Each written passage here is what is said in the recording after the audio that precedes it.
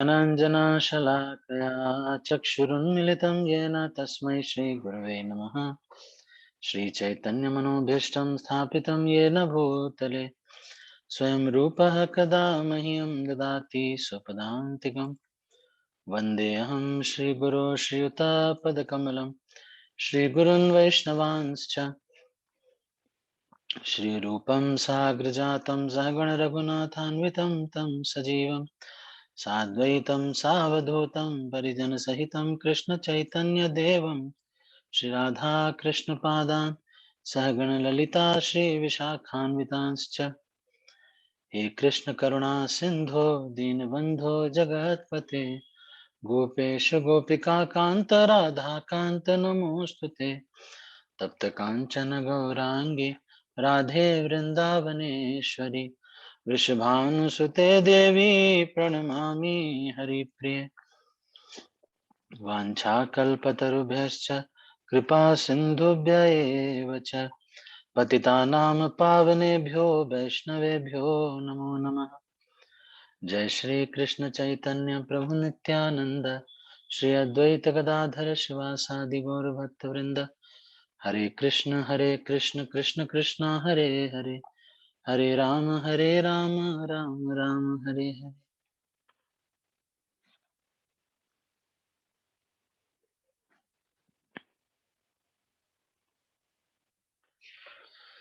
सभी भक्तों का प्रतिदिन श्री चैतन्य चरितामृत की कक्षा में हार्दिक स्वागत करते हैं। हम श्रृंखला में श्री चैतन्य महाप्रभु की मध्य लीला चैतन्य चरितामृत की मध्य लीला के 8वें अध्याय को करके 9वें अध्याय पर पहुंच गए हैं, जिसमें श्री चैतन्य महाप्रभु की यात्राओं का वर्णन मिलता है।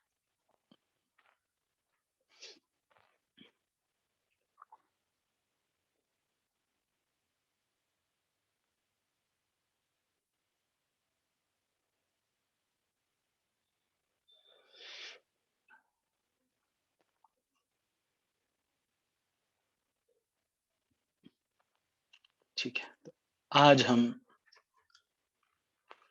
पिछले कुछ दिनों में हमने ये चर्चा किया मध्वाचार्य के संप्रदाय के बारे में, मध्वाचार्य के बारे में कि किस प्रकार से मध्वाचार्य को उडुपी कृष्ण का विग्रह मिला, जिसको नर्तक कृष्ण भी चैतन्य चरितामृत में कहा गया। और उसके बाद फिर हमने देखा कि किस प्रकार से मध्वाचार्य भगवान व्यासदेव के पास जाते हैं। व्यासदेव उनको अष्टमूर्ति नाम की एक शालिग्राम शिला देते हैं और उन्होंने मध्व उनके एक शिष्य विष्णु मंगल के निवासी त्रिविक्रमाचार्य, वो इनके शिष्य बने और उनके जो सुपुत्र थे नारायण आचार्य, उन्होंने मध्व विजय नाम का एक ग्रंथ लिखा, जिससे कि मध्वाचार्य के बारे में सारे जानकारियां मिलती हैं।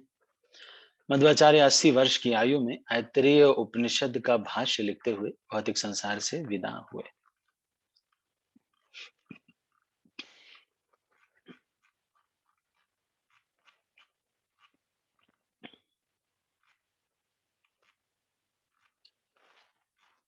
तो इस तरह से हमने ये चर्चा को किया।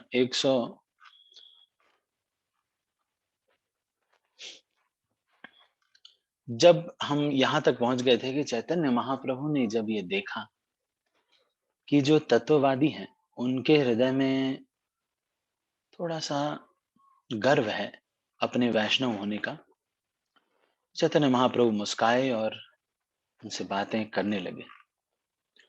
तो यहाँ तक कि शास्त्रार्थ शुरू भी हो गया। तो 254वें प्यार से आगे की चर्चा हम अभी करेंगे। तो मैं इसको शेयर करता हूं, आप इसको देखिएगा।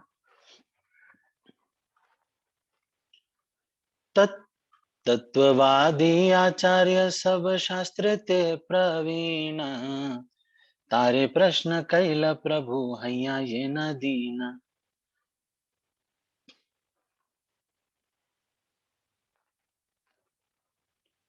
मेरी आवाज आ रही है पावनी ज्योति माता जी? यस प्रभु, जा रही है। अच्छे से आ रही, ठीक है। जिनके पास श्री चैतन्य चरितामृत है, वो लोग ले करके चैतन्य चरितामृत सामने बैठ करके और पढ़ें, और ऐसा कोशिश करें कि आपके चेहरे पे लाइट आए, है ना? जिससे कि लगे कि आप मतलब दिखें, है ना?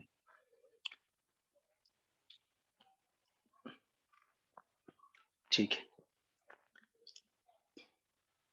जैसे खिड़की हो तो खिड़की की तरफ अपना चेहरा कर लें, तो फिर व्यक्ति है वो दिखता है।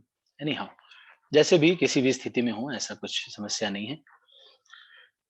मुख्य ये है कि श्री चैतन्य चरितामृत का पाठ करें, और वीडियो ऑन करके करें तो बहुत अच्छा। क्योंकि जब आप वीडियो ऑन करके करेंगे तो आप एक-एक शब्द पर ध्यान देंगे, और इसको एक उपासना के जैसे हम लेना चाहिए हमको। तत्ववादी आचार्य सब शास्त्र ते प्रवीण, तारे प्रश्न कैल प्रभु हैया जेन दीन।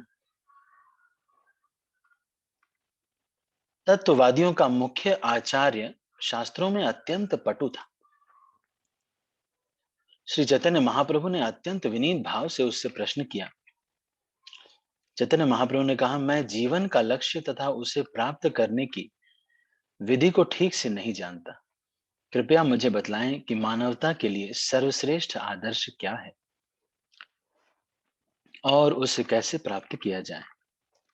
आचार्य ने उत्तर दिया, जब चारों वर्णों तथा चारों आश्रमों के कार्य कृष्ण को समर्पित किए जाते हैं, तो वे ही सर्वश्रेष्ठ साधन होते हैं जिनसे जीवन का सर्वोच्च लक्ष्य प्राप्त किया जा सकता है।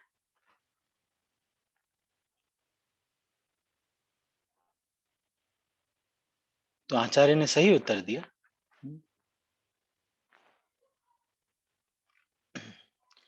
जब मनुष्य वर्णाश्रम धर्म के कार्य कृष्ण को समर्पित करता है, जैसे कि कोई गृहस्थ है तो वो अपने कार्य के फल को भगवान को देता है, माताएं हैं तो वो भगवान को भोग लगाती हैं, तो वह 5 प्रकार की मुक्ति का पात्र होता है और वैकुंठ लोक भेज दिया जाता है। यही जीवन का सर्वोच्च लक्ष्य है, और यही सारे शास्त्रों का निष्कर्ष है। श्री चैतन्य महाप्रभु ने कहा, शास्त्रों के निष्कर्ष के अनुसार कृष्ण की प्रेमा भक्ति प्राप्त करने के सर्वश्रेष्ठ साधन श्रवण तथा कीर्तन है। तत्ववादियों के अनुसार चारों वर्णों तथा आश्रमों के कर्तव्यों को संपन्न करना ही जीवन का सर्वोच्च लक्ष्य प्राप्त करने के लिए सर्वोत्तम विधि। इस भौतिक जगत में किसी एक वर्ण में बने रहे बिना चरम लक्ष्य की पूर्ति के लिए सामाजिक कार्यों को समुचित रीति से संपन्न नहीं किया जा सकता। हमें आश्रमों के सिद्धांतों का भी पालन करना होता है, जो सर्वोच्च लक्ष्य की प्राप्ति के लिए आवश्यक समझे जाते हैं। इस तरह तत्ववादी यह स्थापित करते हैं कि कृष्ण के लिए वर्णाश्रम के सिद्धांतों का पालन करना ही वही सर्वोच्च लक्ष्य को प्राप्त करने के लिए सर्वोत्तम है। लेकिन इसमें समस्या क्या है? अब देखिए, अब ध्यान से आप देखिएगा मेरी स्क्रीन पर। कोई अगर ये कहता है कि वर्णाश्रम में मैं अपने कर्तव्यों का पालन कर रहा हूं, अगर अपने कर्तव्यों का पालन कर रहे हैं तो कार्य तो आपके हैं। कार्य कार्य तो सारे आपके हैं, और उस कार्य में जो फल मिलता है या कुछ आ, उसको किसी तरह से कृष्ण उन्मुख करने का प्रयास किया जा रहा है, पर वास्तव में वो कृष्ण का कार्य है नहीं। तो इसीलिए ये जो इनडायरेक्ट रूप से ये तरीका है, इनडायरेक्ट तरीका है। डायरेक्ट तरीका तो यही है कि भगवान का नाम कीर्तन शुद्ध यही केवल किया जाए। तो इसलिए यहां पर इस चीज को कह रहे हैं। वर्णाश्रम के सर्वोच्च लक्ष्य है। इस तरह तत्ववादियों ने अपने सिद्धांतों की स्थापना मानव समाज को ध्यान में रखते हुए की, किंतु श्री चैतन्य महाप्रभु ने इससे भिन्न मत व्यक्त किया। जब उन्होंने यह कहा कि भगवान विष्णु के विषय में श्रवण और कीर्तन ही सर्वोत्तम विधि है, तत्ववादियों के अनुसार सर्वोच्च लक्ष्य भगवत धाम वापस जाना है, किंतु श्री चैतन्य महाप्रभु के अनुसार भगवत प्रेम की प्राप्ति ही सर्वोच्च लक्ष्य है। भले ही आप भौतिक जगत में हो या आध्यात्मिक जगत में। भौतिक जगत में इसका अभ्यास शास्त्रों के आदेशानुसार किया जाता है और आध्यात्मिक जगत में तो वास्तविक उपलब्धि पहले से ही रहती है। श्रवणं कीर्तनं विष्णु स्मरणं पाद सेवनम अर्चनं वंदनं दास्यं साख्यम आत्मनिवेदनम इति पुंसार्पिता विष्णोर्भक्तिश्चेन्नवलक्षणा क्रियेत भगवत्यद्धा तन्मन्ये धीतमुत्तमम्। इस विधि में श्रवण कीर्तन, भगवान के पवित्र नाम, रूप गुण लीलाओं तथा पार्षदों का स्मरण, देश काल तथा पात्र के अनुसार सेवा करना, अर्चा विग्रह की पूजा करना, स्तुति करना, अपने आप को कृष्ण का शाश्वत दास समझना, उनके प्रति सख्य भाव उत्पन्न करना और उन्हें अपना सर्वस्व अर्पित करना सम्मिलित है। तो आप में से कोई भक्त इसके बारे में बता सकता है? कोई ऐसा है? श्रवण के आचार्य कौन है?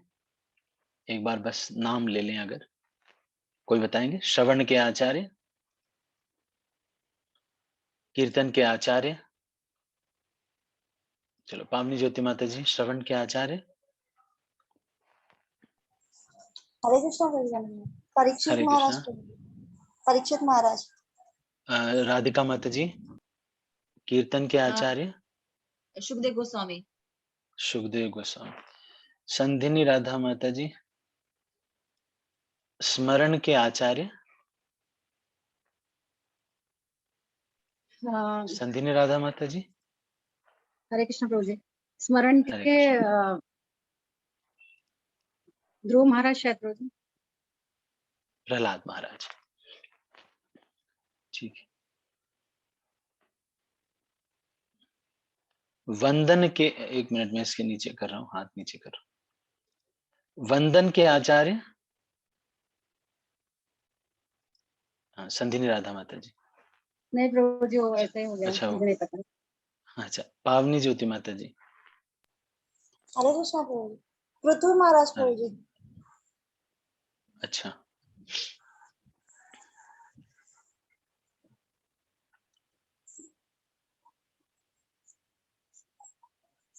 अर्चनम के आचार्य।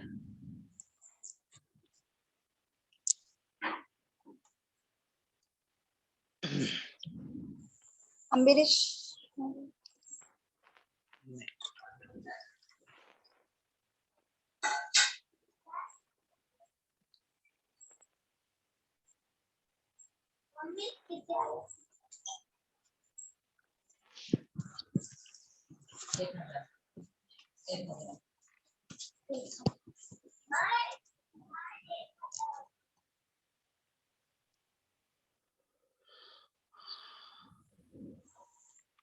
अलग अलग।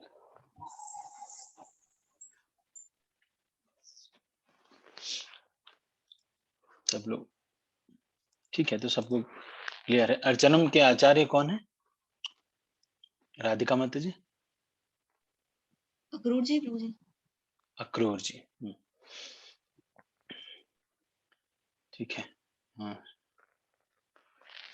दास्य के आचार्य कौन है? आचार्य माता जी।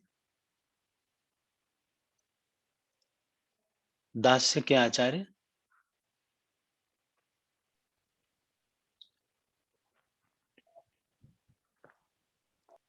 दास्य के आचार्य। हरे कृष्ण प्रभु जी। हनुमान जी। हनुमान जी। ओके। साख्य,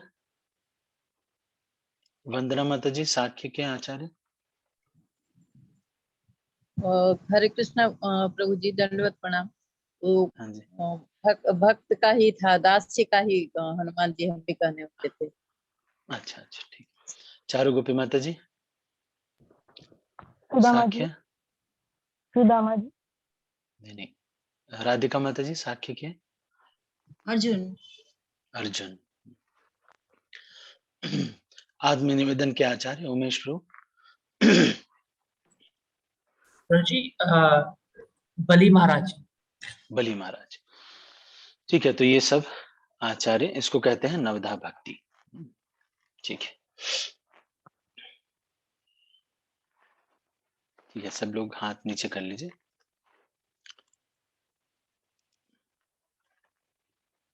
जब इस तरह कृष्ण की 9 प्रकार से सीधी प्रेममयी सेवा की जाती है तो वही जीवन की सर्वोच्च उपलब्धि है। यही प्रामाणिक शास्त्रों का मत है।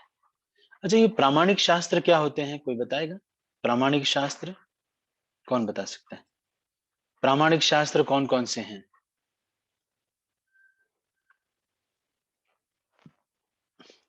मंत्रेश्वर गोविंद प्रभु। हरे कृष्णा प्रभु जी, जो भगवान के हरे द्वारा प्रदान किए गए हैं प्रभु जी। भगवान के द्वारा प्रदान किए गए। अच्छा, राधिका माता जी, प्रामाणिक शास्त्र कौन से हैं? प्रमाणिक शास्त्र जैसे भागवतम है, वो शुकदेव गोस्वामी के द्वारा लिखी गई है, तो व्यासदेव जी द्वारा और बोली गई है, तो प्रमाणिक है। अच्छा, और रामायण जैसे चारुगोपी माता जी, प्रामाणिक शास्त्र क्या होते हैं? हरे कृष्णा प्रभु जी, दंड प्रणाम। जो हमारे दंड गुरु परंपरा में से जो फॉलो करते आए हैं वही प्रामाणिक शास्त्र है प्रभु जी। अच्छा, जो गुरु शिष्य परंपरा में रहते हैं वो ही प्रामाणिक शास्त्र है। अच्छा, ठीक है। और कुछ पावनी ज्योति माता जी, प्रामाणिक शास्त्र कौन कौन से शास्त्रों के बारे में, कौन से शास्त्रों के बारे में कह रही है? मुझे भगवत गीता, भागवतम, 18 पुराण, वेद, महाभारत, ये प्रमाणिक शास्त्र। ठीक है, ठीक है। तो ये जो है, ये सब ग्रंथ जो है क्या है? सब पुराण, वेद और व्यासदेव के द्वारा रचित जो ये ग्रंथ हैं, इनको हम प्रामाणिक शास्त्र कहते हैं। श्री चैतन्य महाप्रभु ने यह श्लोक श्रीमद् भागवत से उद्धृत किया है, 7वें स्कंद से। जब मनुष्य श्रवण कीर्तन से आरंभ होने वाली इन 9 विधियों से कृष्ण की प्रेममयी सेवा करता है, तब उसे सिद्धि का 5वां पद एवं जीवन के लक्ष्य की सीमा प्राप्त होती है। प्रत्येक व्यक्ति धर्म, आर्थिक विकास, इंद्रिय तृप्ति और अंततो गत्वा ब्रह्म में समा जाने की सफलता चाहता है। तो आप में से कौन बता सकता है पंचम पुरुषार्थ क्या होता है? पंचम पुरुषार्थ क्या होता है? 4 प्रकार के पुरुषार्थ और पंचम पुरुषार्थ क्या होता है? ठीक है, उमेश प्रभु बताइए। कृष्ण जगत में प्रभु जी, भक्ति भक्ति भक्ति पंचम पुरुषार्थ है। जो 4 पुरुषार्थ हैं उन सब से श्रेष्ठ भक्ति करना पंचम पुरुषार्थ है। हो सकता है कि धर्म, अर्थ, काम, मोक्ष, ये 4 पुरुषार्थ बताए गए, इनसे भी श्रेष्ठ है ये भक्ति जो है, ये पंचम पुरुषार्थ बताया गया है। तो ये प्रत्येक व्यक्ति का धर्म, अर्थ, काम और मोक्ष ये सफलता चाहता है। ये सामान्य व्यक्तियों की सामान्य प्रवृत्तियां हैं कि तो शुद्ध नियम, वैदिक नियमों के सर्वोच्च उपलब्धि भगवान के श्रवण कीर्तन के पद प्राप्त करना है।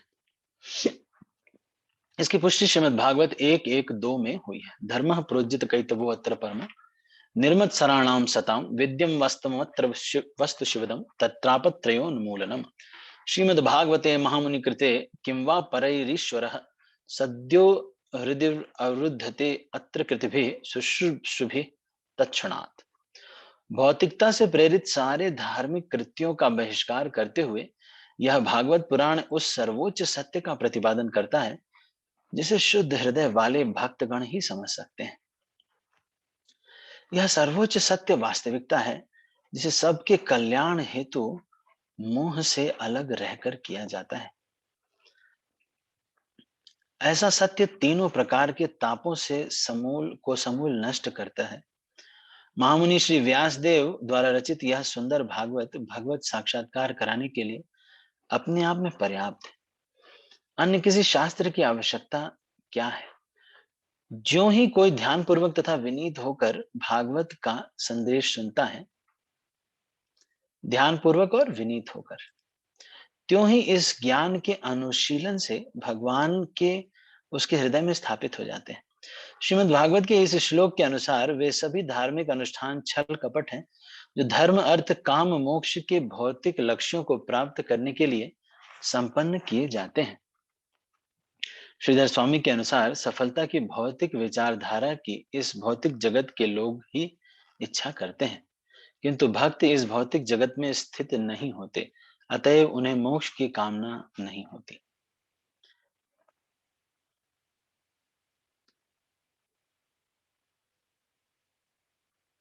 अच्छा, ये जो श्रीधर स्वामी हैं, ये कौन है? इनके बारे में कोई बता सकता है? श्रीधर स्वामी ये कौन है? श्रीधर स्वामी का बार बार वर्णन आता है। श्रीधर स्वामी कौन है? कौन बताएगा? कुछ भी थोड़ा बहुत, अगर आपको जो भी पता हो श्रीधर स्वामी के बारे में, जो कुछ भी आपको पता हो वो आप बता सकते हैं। बस, बाकी लोगों को कुछ नहीं पता है।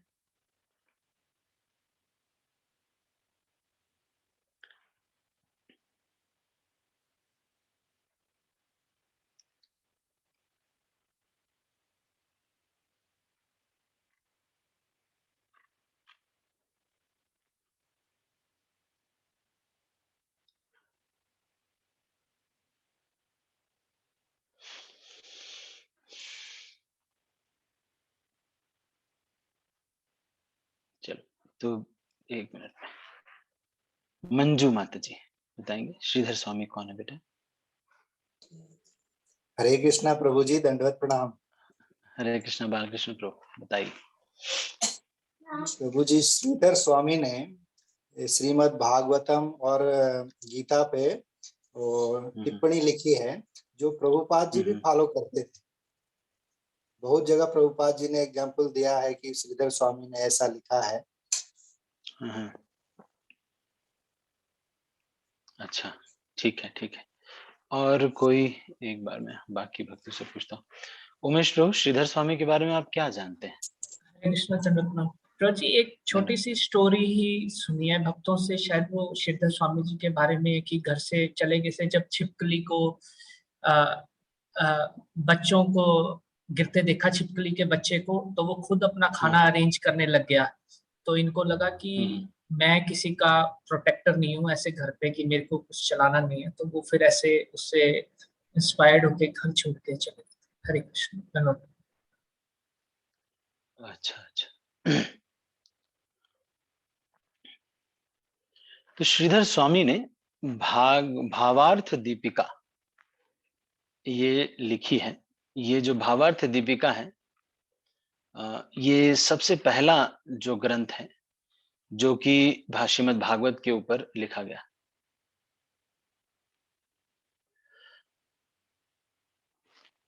टीका के साथ। ये श्रीधर स्वामी जो थे, नरसिंह देव के उपासक थे और विष्णु पुराण और गीता के ऊपर भी इन्होंने लिखा।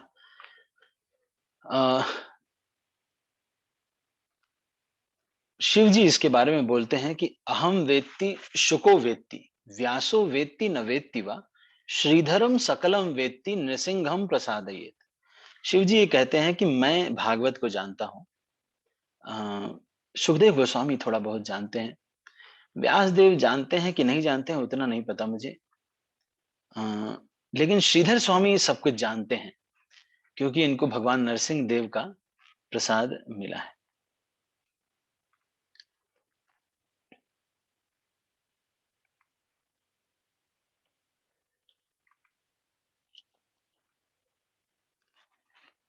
तो ये अलग अलग उपासक हैं। एक वीर राघव आचार्य हैं, इन्होंने भी भागवत चंद्रिका करके एक टीका लिखी है।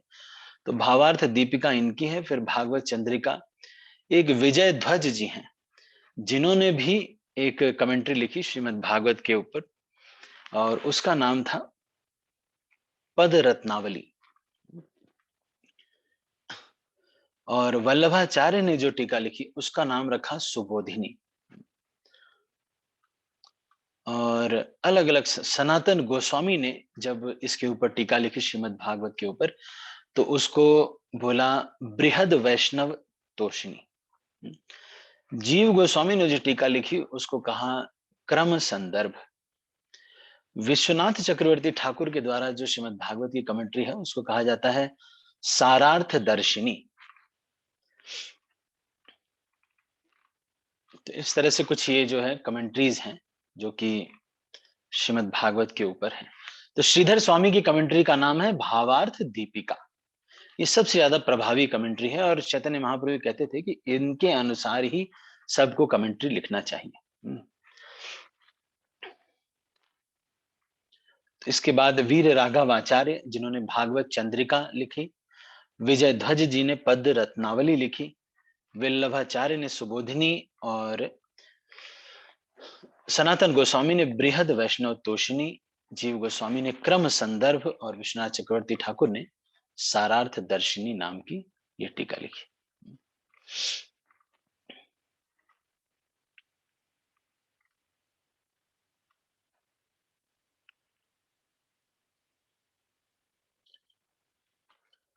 तो गरुड़ पुराण के अनुसार जो श्रीमद् भागवतम है ये ब्रह्म सूत्र के ऊपर टीका है।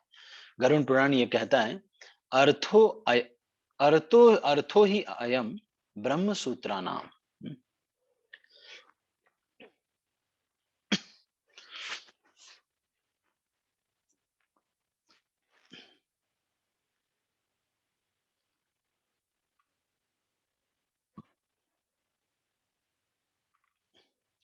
ठीक है, तो इसके बारे में एक और कथा आती है कि एक बार वल्लभाचार्य चैतन्य महाप्रभु से मिलने आए और उन्होंने अपनी जो टीका है उसको लिखा और उन्होंने कहा कि मैं श्रीधर स्वामी की अथॉरिटी को नहीं मान करके चैतन्य महाप्रभु से पूछा उन्होंने कि आप जरा बताइए कि ये मेरी टीका ठीक है कि नहीं।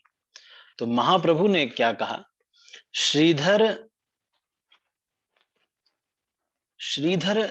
जो है श्रीधर सभा में प्रसाद देते भागवत जानी, जगत गुरु श्रीधर स्वामी प्रसाद देते भागवत जानी, जगत गुरु श्रीधर स्वामी गुरु करी मानी। मतलब इन्हीं को ही गुरु करके आपको मानना चाहिए, है ना। और वल्लभाचार्य कह रहे थे कि जो श्रीधर स्वामी ने लिखा है उसको मैं रिफ्यूट कर रहा हूं। तो चैतन्य महाप्रभु ने कहा कि जो भी कोई स्वामी को नहीं मानता वो एक वेश्या है। तो आपने चैतन्य श्रीधर स्वामी की आलोचना करके एक वेश्या का रूप आपने ले लिया है। तो वल्लभाचार्य को वहां पर एक्सेप्टेंस नहीं मिला।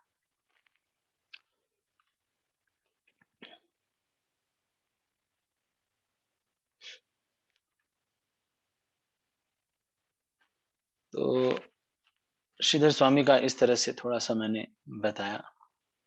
श्रीमद् भागवत के बहुत सारे टीकाकार हैं और परंपरा में भगवान शिव भी इसको बहुत अनुमोदित करते हैं।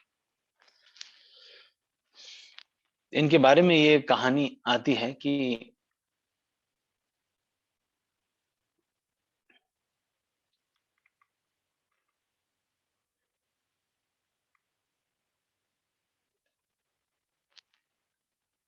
ये यमुना के पास इनका जन्म था, बालासोर में, और भक्तमाल में इनका वर्णन मिलता है श्रीधर स्वामी का। भावार्थ दीपिका के बारे में ये थोड़ा बहुत है। ठीक है, तो चैतन्य महाप्रभु इनकी टीका को बहुत प्रेज करते हैं।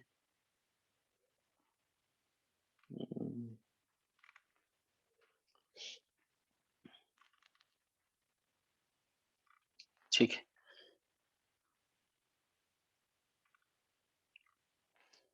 तो इनके बारे में ये कुछ थोड़ा बहुत हमने पढ़ लिया।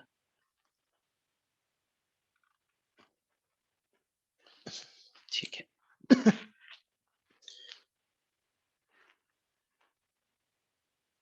हाँ, भागवतम पर टीका है श्रीधर स्वामी की, मंत्रेश्वर गोविंद प्रभु कह रहे हैं। ठीक है, तो वही मैंने आपको बताया। श्रीधर स्वामी के अनुसार सफलता की भौतिक विचारधारा की इस भौतिक जगत के लोग ही इच्छा करते हैं, किंतु भक्त इस भौतिक जगत में स्थित नहीं होते, अतएव उन्हें मोक्ष की कामना नहीं होती। तो भक्त लोग मोक्ष की कामना क्यों नहीं करते हैं, कौन बता सकता है? मोक्ष की कामना, सब लोग तो दुनिया में बोलते हैं कि मोक्ष चाहिए हमको, भक्त लोग मोक्ष की कामना क्यों नहीं करते हैं? तो भक्तों को क्या चाहिए भाई फिर? चारू गोपी माता जी, भक्त लोग मोक्ष की कामना नहीं करेंगे? क्योंकि भक्त लोग भगवान की वैष्णव की सेवा में ही खुश रहते हैं और मोक्ष की कामना नहीं करते। हाँ, मोक्ष की कामना नहीं करते। अच्छा, कितने प्रकार के मोक्ष होते हैं? कौन बता सकता है? देखते हैं, मैं अभी सब लोग हाथ नीचे तो नहीं, नीचे कर रहे हैं क्या?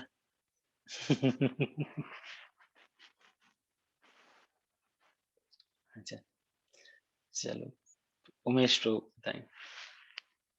हरे कृष्ण, दंडवत प्रणाम। प्रभु जी, 5 धन्यवाद। प्रकार के होते हैं। 5 प्रकार की होती है मुक्ति। यस अच्छा, यस। बताइए बताइए। प्रभु जी, सायुज्य मुक्ति, हम्म, सायुज्य मुक्ति, प्रभु जी सेम धाम में नाम भूल गया। चलो राधिका सॉरी। माता जी, आपको क्या? प्रभु जी एक दो पता है, सालोक्य, अच्छा, सालोक्य, सारूप्य, सायुज्य, हम्म, 5 प्रभु जी मुझे 5 अभी 2-3 ही याद है ऐसे। सारूप्य, सारूप्य, सालोक्य, सायुज्य अच्छा अच्छा। और एक तो आशा आर्य जो माता होता जी। है। श्री आशा आर्य माता जी, आप कुछ बताना चाहते हैं? हरे कृष्ण प्रभु जी। इट्स सरष्टि, हरे सारूप्य, सामीप्य, सायुज्य, एंड एक तत्व। सालोक्य, सामीप्य।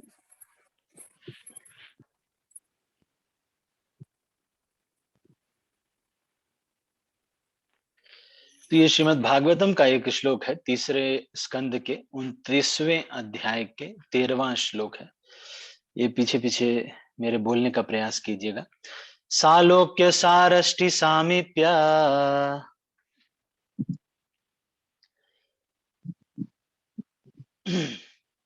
सारूप्यम एकत्वम अपि उतः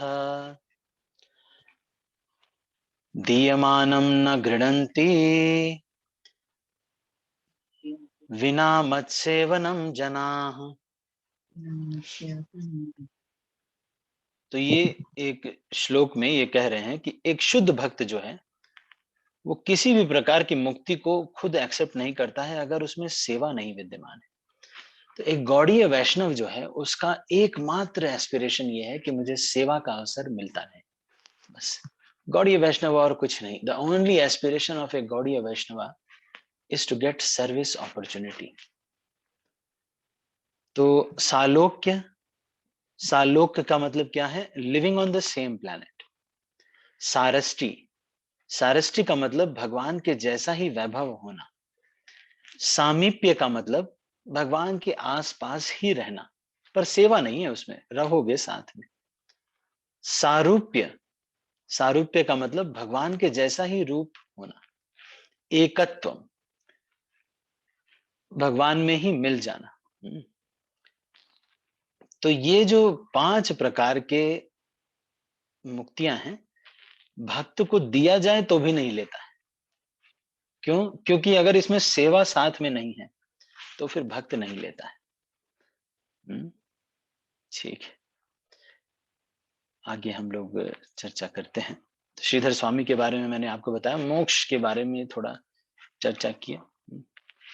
किंतु इस बहुत भक्त इस भौतिक जगत में स्थित नहीं होते, अतः उन्हें मोक्ष की कामना नहीं होती। भक्त तो जीवन का सारी अवस्थाओं में मुक्त रहता है, क्योंकि वह भक्ति की 9 विधियों में लगा रहता है।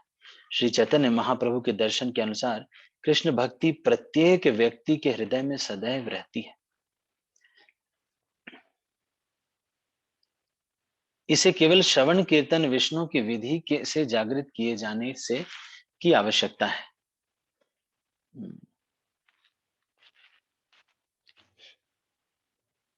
तो ये जो श्लोक है ये मध्य लीला 1000 22वें अध्याय में आएगा। इसकी पहली वाली लाइन कोई बता सकता है? पहली वाली लाइन इसकी कोई बता सकता है? श्रवण आदि शुद्ध चित्ते करइए उदय, इसकी पहली वाली लाइन क्या है? कौन बताएगा? कोई नहीं, बस एक डिवोटी, बाकी लोग। राधिका माता जी बताएं। प्रभु जी, नित्य सिद्ध कृष्ण प्रेम साधु कबो नय, श्रवणादि हाँ। शुद्ध करे उदय में भी। साध्य कबू न है ना, नित्य सिद्ध कृष्ण प्रेम साध्य कबू न, श्रवण आदि शुद्ध चित्ते करइए उदय। ये जो नित्य कृष्ण प्रेम है, ये सबके हृदय में विद्यमान है, नित्य सिद्ध है। इसको कोई कुछ ऐसा नहीं करना पड़ेगा एक्स्ट्रा, लेकिन ये श्रवण आदि करके इसको उदय करना होता है। इसलिए जब जब हम इस संसार में चलते हैं, तो हमको ये देखना चाहिए कि ये सारे ही लोग क्या हैं, सबके अंदर कृष्ण प्रेम तो है, लेकिन बस ये बेचारे सब भूल गए हैं कृष्ण को। तो यही लोग इसी वजह से बेचारे नहीं आ रहे हैं जूम क्लास में, सुबह जप नहीं कर रहे हैं। है सबके हृदय में नित्य सिद्ध कृष्ण प्रेम साध्य कबू न, श्रवण आदि शुद्ध चित्ते करे उदय। बस उसको उदित करना है, खूब श्रवण करके, खूब कीर्तन करके, हरिनाम ले करके इसको फिर से उदित करना है। तो इसी श्लोक को यहाँ पर कोट कर रहे हैं, श्रवण आदि शुद्ध चित्ते करे उदय।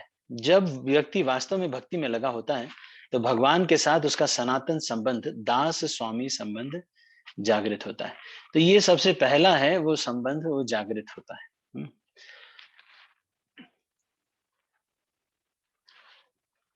तो ये चीज को हमें समझना है कि अभी हमें, कभी भी कई लोग ऐसे होते हैं जो एक वीडियो अपलोड कर देते हैं कि YouTube में एक बार एक वीडियो आया था, कृष्ण से ही कर ली शादी, अब देखिए क्या होता है, ऐसे करके एक वीडियो आया।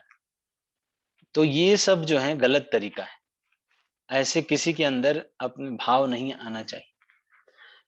इसका मतलब ये नहीं है कि कोई व्यक्ति ऐसा नहीं हो सकता, पर हमारे लिए ये नहीं है। हमको सबसे पहले दास्य भाव विकसित करना चाहिए।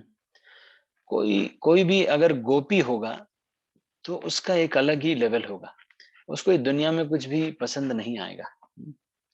तो जिसको भी थोड़ा बहुत कुछ अच्छा है और याद आ रहा है, इसका मतलब ये है कि उसको ये नहीं सोचना चाहिए कि वो गोपी है। तो कभी भी हमको भगवान को, लड्डू गोपाल को बिस्तर में सुला रहे हैं। अभी कुछ दिन पहले किसी ने वो ग्रुप में, जूम ग्रुप में वीडियो भेज दिया था, नंद के लाला कान्हा, क्या है वो, नंद के लाला, कौन सा, अरे भाई देखो, नंद के लाला गोकुल के गलियों में मुझे दौड़ाता है, ऐसे कुछ एक गा दिया। और भगवान को कोई ऐसे लड्डू गोपाल को कोई ऐसे ऐसे, जैसे छोटे बच्चों को चुन्नू मुन्नू करते हैं, वैसे कर रहे हैं, है ना। नहीं, फिर उसके बाद उनको, है ना, वो पैर पे कभी ऐसे कर रहे हैं, वैसे कर रहे हैं। तो भगवान के, हमारा अभी वो स्थिति नहीं है कि हम इस तरह से, कई माताओं को थोड़ा मोह हो जाता है, प्रभु जी लोग को भी हमारे, लेकिन इस तरह से करना हमारे जो है आचार्यों ने अनुमोदित नहीं किया है। और हमको इस तरह के भजन भी नहीं गाने चाहिए। दास्य भाव के भजन ही हमारे लिए अभी के लिए श्रेष्ठ है। जब कोई व्यक्ति वास्तव में उन्नत होता है और अपने प्रिय भगवान के पवित्र नाम के कीर्तन में आनंद का अनुभव करता है, तब वह उद्देशित होकर जोर जोर से पवित्र नाम का उच्चारण करता है। वह किसी की परवाह न करते हुए हंसता है, रोता है, शोभित होता है और पागल मनुष्य की तरह कीर्तन करता है। यह श्लोक 11वें अध्याय का, स्कंद का दूसरा अध्याय का 40वां श्लोक है। यह श्लोक बहुत महत्वपूर्ण है, तो आप इसको याद कर सकते हैं। ये श्लोक बहुत ही महत्वपूर्ण है। एवं व्रतः स्वप्रिय नाम कीर्त्या जातानुरागो द्रुतचित्त उच्चैः हस्त्यथो रोदति रौति गायति उन्मादवन् नृत्यति लोक बाह्यः। तो ये जो है इससे लिया गया है हमारे एक मिनट। श्रीमद् भागवतम से लिया गया है। एक व्यक्ति जो होता है जो कि भगवान के नाम का कीर्तन करता है तो उसके अंदर ये सब गुण आ जाते हैं।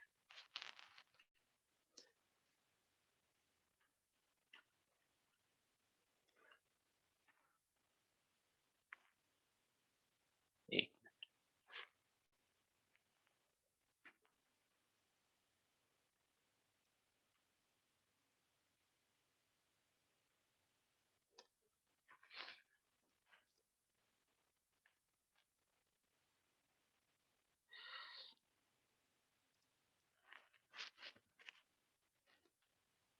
अच्छा, ठीक है, तो हम लोग आगे इसको पढ़ते हैं।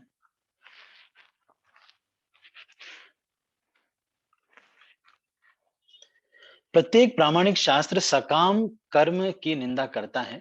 सभी जगह यही उपदेश दिया गया है कि सारे सकाम कर्मों का त्याग कर दिया जाए, क्योंकि इसके द्वारा जीवन के सर्वोच्च लक्ष्य भगवत प्रेम को प्राप्त नहीं किया जा सकता। तो फिर शास्त्रों में ये सकाम कर्म की पूर्ति के लिए ये लिखा क्यों गया है, कोई बता सकता है? यहाँ पे कह रहे हैं प्रत्येक प्रामाणिक शास्त्र सकाम कर्म की निंदा करता है। सभी जगह यही उपदेश दिया गया है कि सारे सकाम कर्मों को त्याग दिया जाए। अच्छा, सबसे पहले तो सकाम कर्म क्या होता है, जल्दी से कोई बता देगा एक बार? बस सकाम कर्म क्या होता है?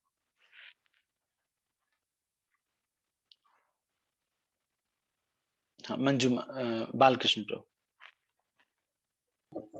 हरे कृष्ण प्रभु जी, दंडवत प्रणाम। हरे कृष्ण, दंडवत प्रणाम। प्रभु जी, जो कार्य हम कामना रख के करते हैं उसे सकाम भक्ति बोलते हैं। तो वेदों इत्यादि में जो कर्म कांड इत्यादि हैं वो सब क्या है? वो सब किसी न किसी इच्छा से की पूर्ति के लिए दे जाते हैं। मान लो जैसे कि किसी को विवाह नहीं हो रहा है तो विवाह के लिए एक यज्ञ होगा या एक तरीका होगा जिससे आपके विवाह हो जाएगा। तो ऐसे अपनी कामनाओं की पूर्ति के लिए कुछ कुछ चीजें बताई गई हैं, देवताओं की पूजा बताई गई है। तो आप में से कोई बता सकता है कि ये सब जब करना नहीं है तो दिया क्यों है शास्त्रों में? सकाम कर्म कर्म कांड हमको करना नहीं है तो फिर कर्म कांड दिया क्यों है शास्त्रों में भाई? या फिर कुछ लोग ये कहते हैं कि प्रभु जी एक बात बताइए, जब माया से इतना बचाना ही था तो फिर माया बनाई ही क्यों? है ना, कई लोग ये कहते हैं कि नहीं। माताएं कहते हैं कि जब प्रभु जी लोगों से हमको दूर रखना है तो फिर प्रभु जी को बनाया ही क्यों? भाई जब हम इतना, आप लेक्चर में यही बोलते रहते कि माया से बचो, माया से बचो, तो फिर माया बनाई ही क्यों भाई? जब ये जो है या सकाम कर्म क्यों हैं? तो ये माया वाला तो दूसरा क्वेश्चन है। पहले तो ये प्रश्न है कि सकाम कर्म जो है ये क्यों है? सकाम कर्म इस संसार में शास्त्रों में क्यों वर्णित है? चारू गोपी माता जी। हरे कृष्ण प्रभु जी, दंडवत प्रणाम। क्योंकि दंडवत प्रभु प्रणाम। जी जो हम इच्छा करते हैं वो भगवान हमको प्रदान करते हैं। अच्छा, प्रदान करते हमारे हैं। अच्छा, हाँ, पूर्व कर्म के अनुसार वो तो करना ही पड़ता है। अच्छा। उमेश प्रभु, आपका क्या विचार है, ये सब हरे दिया कृष्ण। क्यों है फिर कर्म का? हरे कृष्ण, दंडवत प्रणाम। प्रभु जी, आपने एक बार बताया था कि जैसे जो बहुत भौतिकतावादी लोग हैं भगवान की तरफ बिल्कुल भी मुड़ना नहीं चाहते, उनको किसी तरह भगवान के लिए लगाने का ये एक तरीका है। चलो मतलब भगवान की सेवा लेनी पर अपनी पर्सनल डिजायर्स को फुलफिल करने के लिए किसी प्रोसेस में तो लगे। जैसे प्रभु जी आपने एक बार बताया था मंडी में जो हवन करवाया था, तो IIT भक्तों सबको बताया था, आपने बताया था कि अगर ये यहाँ नहीं आएंगे, ये कहीं गलत जगह ही जाएंगे, पर किसी तरह ये हवन में आ रहे हैं, चाहे सकाम है पर किसी तरह आ रहे, ये समझ आ रहा है। हरे कृष्ण। तो यही कारण है शास्त्रों में ये। राधिका माता जी, आपका क्या व्यू था? हरे कृष्णा प्रभु, जैसे भगवत गीता में लिखा हुआ है कि 4 प्रकार के लोग मेरे पास आते हैं, आर्थ अर्थार्थी जिज्ञासु ज्ञानी। तो किसी न किसी प्रकार से वो जाते हैं, मतलब कहीं ना कहीं कुछ ना कुछ तो कर रहे हैं, भगवान की सेवा कर रहे हैं। ऐसे चाहे दुखी होके या पैसे की लालच में भगवान की सेवा कर रहे हैं। मायावादियों की तरह है और बाकी लोगों की तरह नहीं जो मानते ही नहीं है, जो विश्वास ही नहीं करते शास्त्र। एटलीस्ट वो विश्वास कर तो करते हैं लेकिन इस प्रकार से करते हैं। ठीक है। तो कर्म कांड इत्यादि शास्त्रों में क्यों दिया गया? सबसे पहला कारण यह है कि जो भी लोग इस तरह की इच्छा करते हैं, कम से कम उनको एक वैदिक पद्धति तो मिले उसको प्राप्त करने की, नहीं तो अपने हिसाब से प्राप्त करने के तरीके अपनाएंगे और फिर उसमें सुखी भी नहीं होंगे और बहुत फ्रस्ट्रेट हो जाएंगे। और क्योंकि कुछ लोग ऐसे होंगे जो कि इस इच्छाओं को पूर्ति किए बिना नहीं रह पाएंगे, इसीलिए कर्म कांड दिया गया है शास्त्रों में। वेदों में 3 कांड के विभाग हैं, या कर्म कांड, ज्ञान कांड, उपासना कांड। कर्म कांड सकाम कर्म किए जाने पर बल देता है, किंतु अंततः कर्म कांड या ज्ञान कांड का त्याग कर दिया जाए और एकमात्र उपासना कांड अर्थात भक्ति कांड ग्रहण कर लिया जाए। कर्म कांड या ज्ञान कांड द्वारा भगवत प्रेम नहीं प्राप्त किया जा सकता, किंतु भगवान को अपना कर्म समर्पित करके दूषित मन से छुटकारा पाया जा सकता है। इस प्रकार मानसिक तो यहाँ पे कह रहे हैं कर्म कांड जो भी है, जो अपनी फायदे के लिए जो कर्म करते हैं तो कर्म कांड ही है, लेकिन अगर उसमें से कुछ भगवान को समर्पित कर दें तो थोड़ी मानसिकता बदल सकती है। इस प्रकार मानसिक कलुष से मुक्त होकर आध्यात्मिक पद प्राप्त किया जा सकता है। इसके बाद शुद्ध भक्त की संगति की आवश्यकता पड़ती है, क्योंकि केवल शुद्ध भक्त की संगति से ही मनुष्य भगवान कृष्ण का शुद्ध भक्त बन सकता है। तो ये केवल भक्त की संगति से शुद्ध भक्त बना जा सकता है, और कोई तरीके से भक्त नहीं बना जा सकता। शुद्ध भक्ति की अवस्था तक पहुंचने पर श्रवण कीर्तन की विधि अत्यावश्यक हो जाती है। भक्ति की 9 विधियों को संपन्न करने से जो श्रवण कीर्तन से आरंभ होती है, मनुष्य पूर्ण रूप से शुद्ध बन सकता है। अन्याभिलाषिता शून्यम ज्ञान कर्मादि अनावृतम 1:1:11। तो ये शुद्ध भक्ति की परिभाषा है। ये सब परिभाषाएं सबको याद होनी चाहिए। किसको किसको याद है ये परिभाषा? भक्ति की परिभाषा, शुद्ध भक्ति की परिभाषा याद है? कौन कौन ये दोनों परिभाषाओं को बता सकता है? दोनों ही परिभाषाओं को। शुद्ध भक्ति का श्लोक क्या है और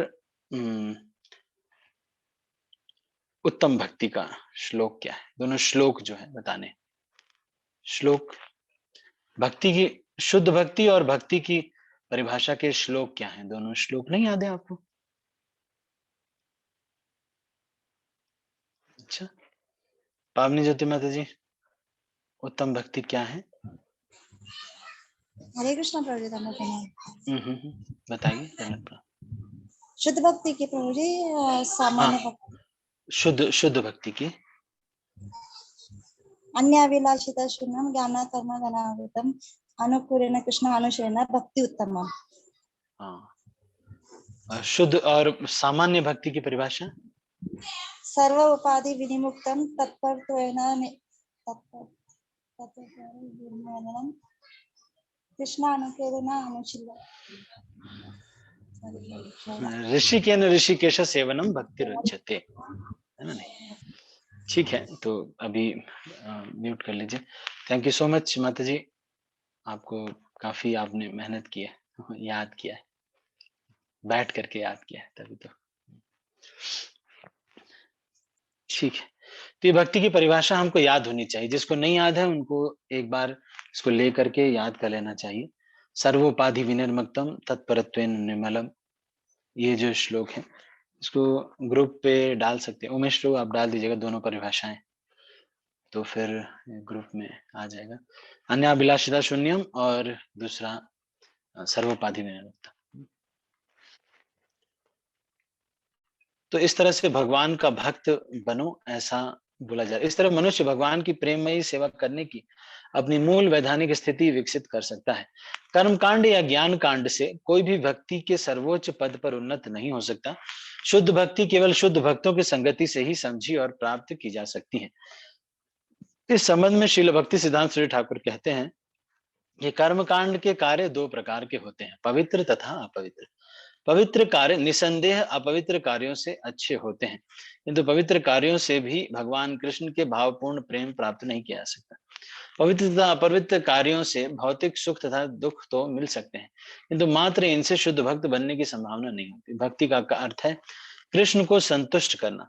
प्रत्येक प्रामाणिक शास्त्र में, चाहे उसमें ज्ञान कांड हो, तो भक्ति का एक बहुत ही सरल सा देख रहे हैं आप यहाँ पर एक मतलब है कृष्ण को संतुष्ट करना।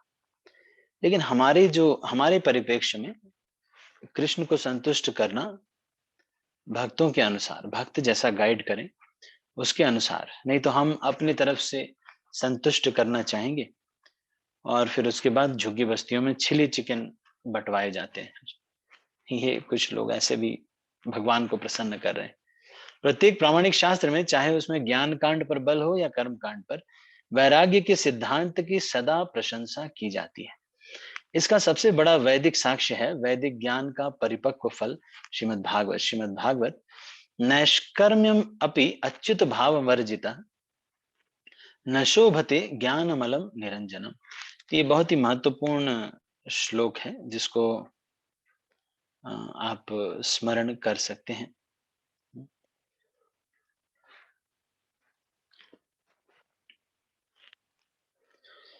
जो यहाँ पर अभी आया है, नैष्कर्म्यम अपि अच्युत भावम, मतलब अगर कोई निष्काम भक्ति भी करता है, कोई अगर भक्ति कह रहा निष्काम रह करके भी कार्य करता है, कोई कामना से नहीं, बस ऐसे ही कार्य करता है, तब भी वो क्या है, तब भी वो ठीक नहीं है। क्यों? क्या है? वो अच्युत भाव वर्जित है। क्योंकि भगवान की प्रसन्नता के लिए अगर नहीं है, समस्त भौतिक आकर्षण से मुक्त होने पर भी आत्म साक्षात्कार का ज्ञान अच्छा प्रतीत नहीं होता, यदि वह अच्युत की धारणा से रहित हो, तो फिर सकाम कर्मों का क्या लाभ जो प्रारंभ से ही पीड़ादायक तथा नश्वर प्रकृति के हैं। तो सकाम कर्म पीड़ादायक क्यों है? कोई बता सकता है? सकाम कर्म पीड़ादायक क्यों है? शुरू से ही पीड़ादायक है, बाद में भी पीड़ादायक है? यहाँ पे कह रहे हैं सकाम कर्म जो है पीड़ादायक है, प्रारंभ में पीड़ादायक तथा नश्वर प्रकृति के हैं। ये पीड़ादायक और नश्वर प्रवृत्ति के कैसे हैं?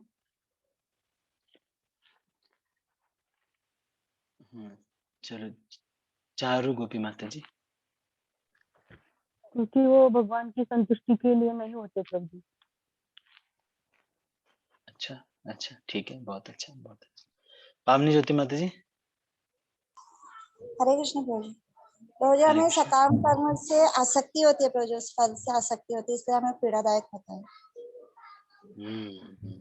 अच्छा, नहीं पीड़ादायक क्यों होता है? शुरू में पीड़ादायक होता है बोल रहे हैं, शुरू में पीड़ादायक क्यों होता है? ठीक है, राधिका माता जी आप बताएं। हरे कृष्णा। हरे कृष्ण। जब हम कोई सकाम कर रहे हैं तो उसका कोई फल प्राप्त होगा, वो फल से हमें पाप और पुण्य मिलते हैं। उस पाप पुण्य में तो हमें आना पड़ेगा संसार में, और हमें खुशी नहीं होगी, मतलब किसी चीज की प्रसन्नता नहीं होगी, वापिस से हमें संसार में पुण्य या पाप के लिए, दोनों के लिए। तो पीड़ादायक कैसे है? पीड़ादायक कैसे है? शुरू में भी पीड़ादायक है। उमेश प्रभु आप बता दीजिए। चलो ठीक है, सबका बहुत बहुत धन्यवाद। हरे कृष्ण। धन्यवाद प्रभु जी। स्टार्टिंग में ही जो सकाम कर्म है कितनी मेहनत करवाते हैं, मतलब सारा। बिल्कुल सही बात। सकाम कर्म में इतनी मेहनत करवाएंगे और फिर जो फल मिलेगा वो भी भोग की वस्तु। करोगे आप बहुत मेहनत, अभी भी मेहनत कर रहे हैं, आगे चल के जो मिलेगा वो भी भोग की वस्तु रहेगी। तो इतना ज्यादा, मान लो आप बहुत खूब मेहनत किया और एक बहुत ऊंची पोस्ट पे आ गया, उसके बाद पोस्ट पे आ गए तो अब उसका प्रतिष्ठा रहेगा, कल को विनम्र होने में दिक्कत होगी। भक्ति विनोद ठाकुर जैव धर्म में लिखते हैं कि एक बार जब एक सन्यासी थे, जो मायावादी सन्यासी थे, वैष्णव से मिले और भक्त बन गए, तो उनको इन्होंने कहा कि वैष्णव लोग तो बड़े अच्छे हैं। उन्होंने जब देखा कि तिलक लगा करके और हरिनाम चादर पहन करके, धोती कुर्ता पहन करके, कंठी माला धारण करके एक वैष्णव को देखा, तो उन्होंने कहा कि मैं भी ऐसे पहनूंगा। लेकिन बाद में उनके मन में ये इच्छा बार बार आ रही थी कि जब मैं ऐसे लाल कपड़े में पहन करके एक सन्यासी के जैसे आऊंगा, सब लोग मुझे कहेंगे कि दूर से ही दंडवत प्रणाम करेंगे। जिन वैष्णवों की मुझे सेवा करनी चाहिए थी, जिन वैष्णवों को मुझे प्रणाम करना चाहिए था, वो सब अब मेरी सेवा में लग जाएंगे। नहीं नहीं, मैं ऐसे ही ठीक हूँ शर्ट पैंट में। मैं ऐसे ही ठीक हूँ, मैं कोई धोती कुर्ता ये सब नहीं चाहिए, मैं लीडर नहीं बनना चाहिए।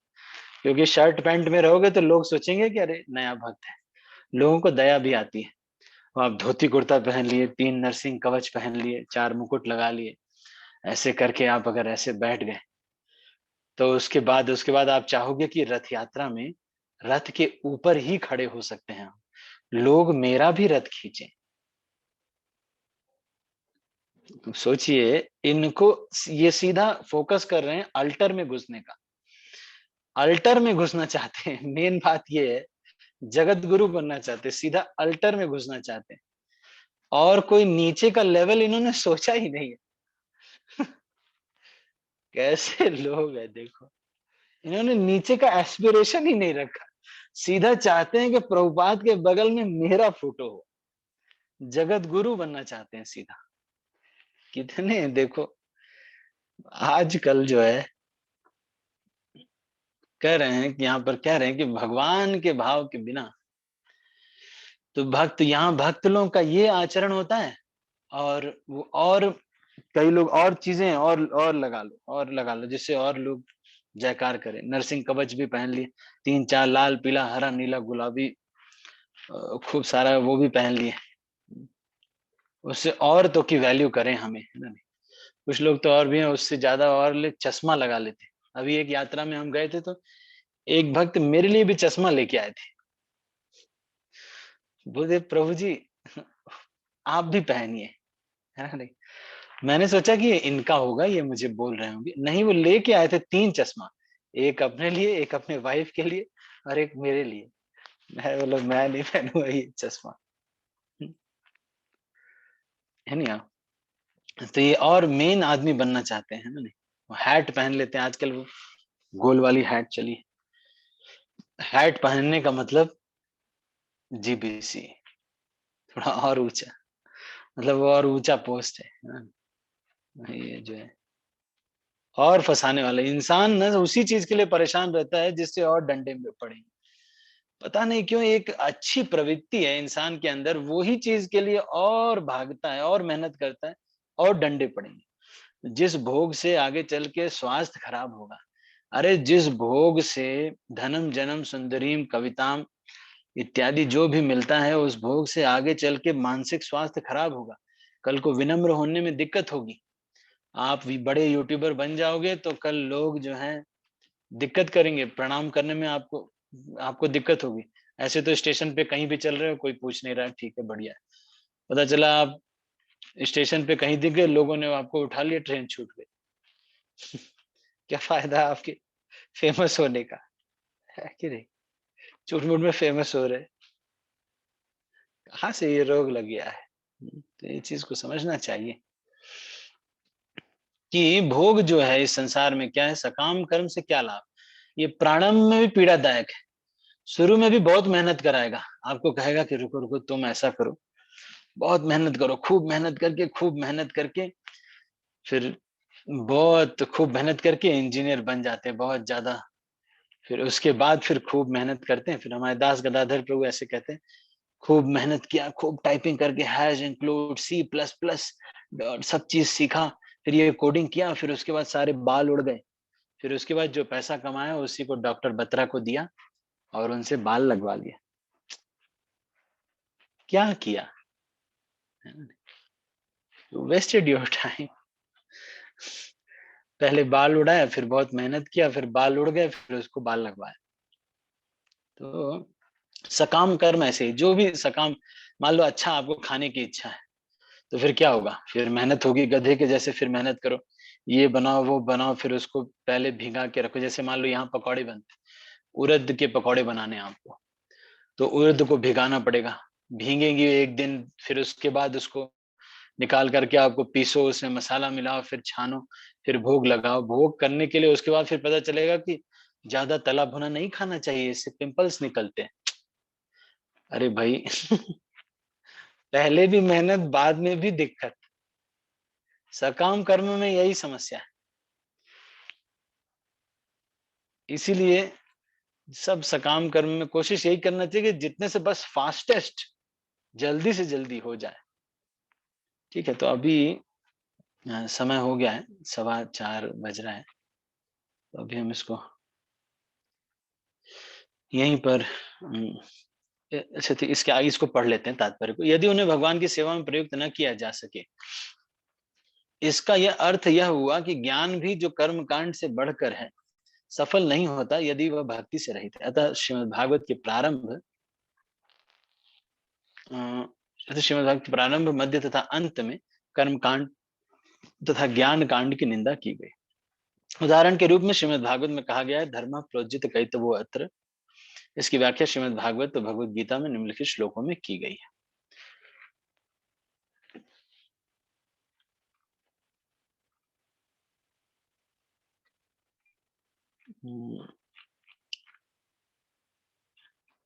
ठीक है, तो इसको हम आगे चर्चा करेंगे, अभी आज इसको नहीं चर्चा कर रहे। अभी थोड़ा समय हो गया, ये समय थोड़ा सा कभी कभी फ्री भी रहता है, तो हम इसको थोड़ा आगे भी एक्सटेंड कर सकते हैं, जिससे आपको ज्यादा से ज्यादा समय और मिल पाए, हम और भी शास्त्रों को पढ़ पाए। इसके बाद फिर और भी ग्रंथ हैं, जैसे भक्ति रत्नाकर है और बहुत सारे ग्रंथ हैं। श्रीमद् भागवत अपने आप में सारी टीकाओं के साथ अगर पढ़ा जाए, श्रीमद् भगवत गीता सारे टीकाओं के साथ अगर पढ़ी जाए, तो ये सभी ग्रंथ बहुत सारे हैं। तो अभी हम इसको थोड़ा समय यहाँ पर एक्सटेंड करके करके इसको पढ़ लिया करेंगे। ठीक है, मैं अभी इसको क्लोज कर रहा हूँ। इससे पहले मैं कुछ प्रश्न पूछता हूँ, आप लोग बताइएगा इसके उत्तर, है ना। फिर उसके बाद आप प्रश्न कर सकते हैं। तो सबसे पहला जो प्रश्न है वो आपके स्क्रीन पर,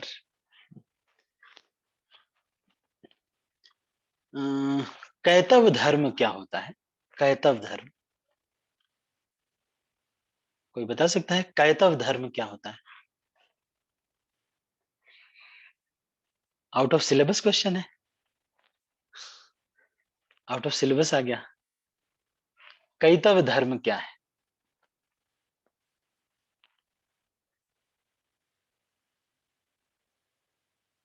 उमेश प्रभु। हरे कृष्ण। धन्यवाद प्रभु जी। जिसमें भी भगवान की सेवा की कोई चर्चा नहीं होती और भक्ति की कोई चर्चा नहीं होती, उन सबको कैटअप धर्म। जो भी कोई कार्य है जो कि दिखने में धर्म लग रहा है, लेकिन वो गुरु के अनुसार कृष्ण की प्रसन्नता के लिए नहीं किया जाता है। आज सुबह वो बता रहे थे, ताते कृष्ण भजे करे गुरु रसेवाना। कह रहे हैं कि कृष्ण को मन में रखना चाहिए और जैसा गुरु आदेश करे वैसा करना चाहिए, और इस तरह से करने पर बहुत जल्दी ही भगवान का चरण प्राप्त होता है। इसलिए भगवान को समर्पित, भगवान की प्रसन्नता के लिए गुरु के आदेश के अनुसार करना चाहिए, है ना। तो एक शेड्यूल बना लेना चाहिए गुरु के आदेश वाला, और निरंतर उसी को बस करते ही रहना चाहिए। ऐसा अभी देखो, मैं थोड़ी देर पहले मैं श्रवण कर रहा था, जिसमें कह रहे थे कि just carry on discharging our duty as ordained by the spiritual master. तो गुरु की प्रसन्नता के लिए केवल जितना वो बोले उतना करना चाहिए, और उसमें खूब उत्साहित रहना चाहिए।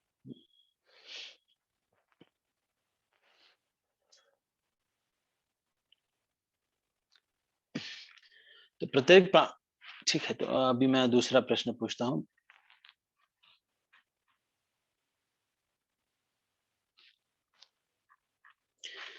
किसकी संगति से ही शुद्ध भक्ति बढ़ती है या शुद्ध भक्ति प्राप्त होती है? किसकी संगति से? संधिनी राधा माता जी। भक्तों की संगति से शुद्ध भक्ति प्राप्त। शुद्ध भक्त की संगति से ही शुद्ध भक्ति प्राप्त होती है।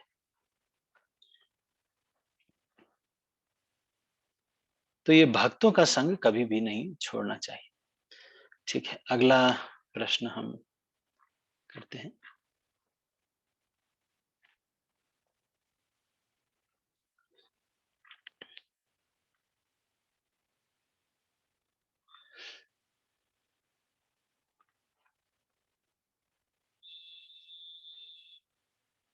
ज्यों ही कोई डैश होकर डैश तथा डैश होकर भगवत का संदेश सुनता है, त्यों ही भगवान उसके हृदय में स्थापित हो जाते हैं।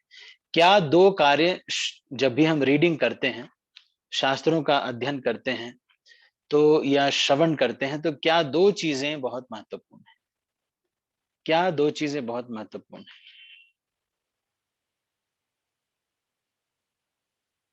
राधिका माता जी। हरे कृष्ण प्रभु जी, श्रवण और कीर्तन। नहीं, ठीक है। चारू गोपी माता जी, क्या दो चीजें हियरिंग रीडिंग करते समय बहुत महत्वपूर्ण है? विनम्रता। और विनम्रता और श्रवण। अच्छा, ठीक है। पावनी ज्योति माता जी। हरे कृष्ण ध्यान पूर्वक प्रभु और विनीत भाव से।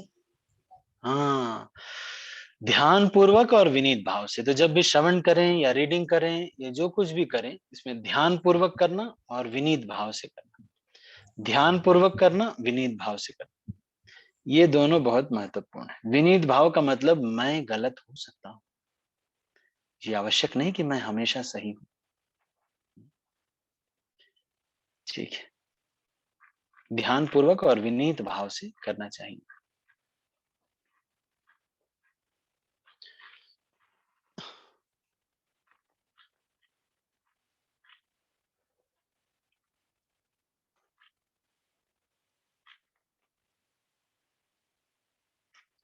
ठीक है, तो इस तरह से ये अभी हम इसके आगे की चर्चा हम अगले प्रवचन में करेंगे। 264वें प्यार के बाद की चर्चा हम अगले प्रवचन में करेंगे। कल मिलते हैं 3 बजे, और ये समय काफी अच्छा है। ये समय फ्री रहता है और ये किसी भी चीज से क्लैश नहीं करता है, किसी प्रोग्राम से भी क्लैश नहीं करता है। तो 264वें प्यार से आगे की चर्चा हम आगे करेंगे। इससे पहले अगर आपका कोई प्रश्न है तो 5-6 मिनट हमारे पास हैं। अगर आपको कोई प्रश्न है तो आप पूछ सकते हैं। आपके मन में कोई प्रश्न आ रहा हो या कोई टीका टिप्पणी या फिर कुछ भी आपके मन में हो, या अदरवाइज भी आपने कुछ पढ़ा हो तो उसको आप